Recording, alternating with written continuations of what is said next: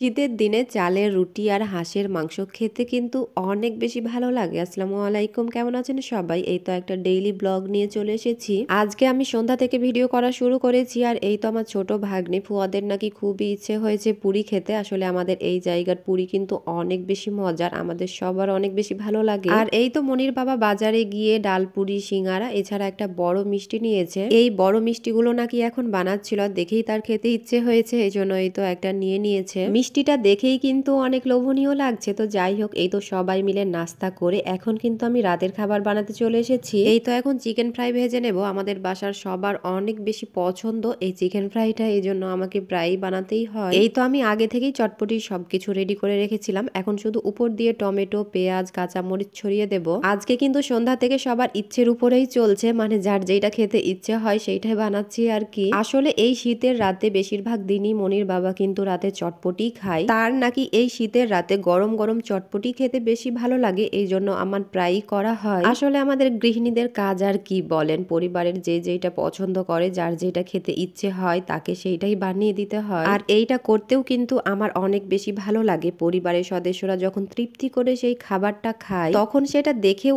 অনেক বেশি ভালো লাগে, মনটা ভালো হয়ে যায়। এছাড়াও যখন সেই খাবারটার তারা প্রশংসা করে যে খেতে অনেক বেশি ভালো হয়েছে, তখন আর কি বলবো, একটা গৃহিণীর জন্য এটাই তো অনেক বেশি বড় একটা পাওয়া বলে। এছাড়াও ভাত, মাংস সবকিছুই ছিল, যার যার খেতে ইচ্ছে হয়েছে, মানে বাচ্চাদের আর কি, তারা কিন্তু খেয়েছিল। তো যাই হোক, বাচ্চা কাচ্চাদেরকে নিয়ে খুব ভালো একটা সময় কাটালাম। এর পরের দিন সকালে নাস্তা করে আমরা সবাই মিলে গ্রামের বাসায় চলে আসলাম। আর এসেই দেখি, এই তো দেখুন আমার ননদ কি করছে। এই তো ছোট আপুকে দেখছি অনেকগুলো আটা নিয়ে বসেছে, চালের আটা আর কি, রুটি বানাবে এই জন্য। আমার শাশুড়ি আর ননদ ভেবেছে আমরা এসেই এখানে নাস্তা করব, এই জন্য দেখতেই পাচ্ছেন কতগুলো রুটি বানাচ্ছে। আমরা তো বাসা থেকে সবাই নাস্তা করেই এসেছিলাম, এই জন্য আর নাস্তা করলাম না। তো এসেই এই তো ছোট আপুকে হেল্প করা শুরু করে দিলাম। ছোট আপু রুটিগুলো বেলে দিচ্ছে আর এই তো আমি রুটিগুলো সেঁকে নিচ্ছি। আর এই তো মেয়েরা একসাথে হলে মনে হয় তো গল্পই শেষ হয় না। আমি আর আপু গল্প করতে করতে কখন যে এতগুলো রুটি বানানো হয়ে গিয়েছে বুঝতেই পারিনি। তো যাই হোক, এই তো সব রুটিগুলো বানানো হয়ে গিয়েছে। আর আগে থেকেই আমার শাশুড়ি আম্মা হাঁস রান্না করে রেখেছিল। শীতের দিনে চালের রুটি আর হাঁসের মাংস খেতে কিন্তু অনেক বেশি ভালো লাগে। এছাড়াও এই এলাকায় কিন্তু সবার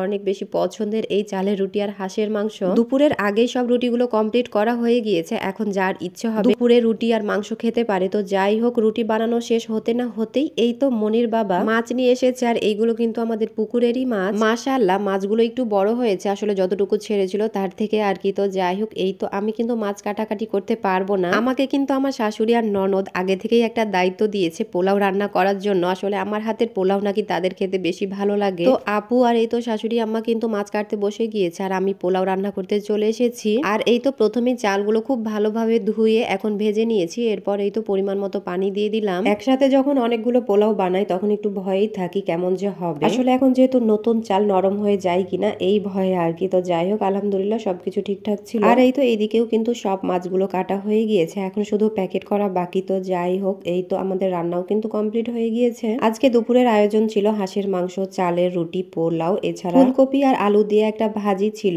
আর সালাদ তো থাকবে। এখন দুপুরে যার যেটা খেতে ইচ্ছে হয়, ভাত কিংবা রুটি, সে সেইটাই খাবে। তো যাই হোক, এই তো সবাই মিলে দুপুরের খাবার খেয়ে এখন কিন্তু আমরা সবাই রেডি হয়ে যাচ্ছি বাসায় যাওয়ার জন্য। আজকে আমার ছোট ননদও বাসায় চলে যাবে। আসলে বাচ্চা কাচ্চাদের পড়াশোনা যেহেতু এখন ছুটি নেই, এই জন্য ইচ্ছে করলেও কিন্তু থাকা যায় না। তো যাই হোক, এই তো এইগুলোই ছিল আজকে আপনাদের সাথে শেয়ার করার। তো পুরো ভিডিওটি যদি ভালো লেগে থাকে অবশ্যই একটা লাইক, কমেন্ট আর শেয়ার করে দেবেন। ধন্যবাদ সবাইকে, আল্লাহ হাফেজ।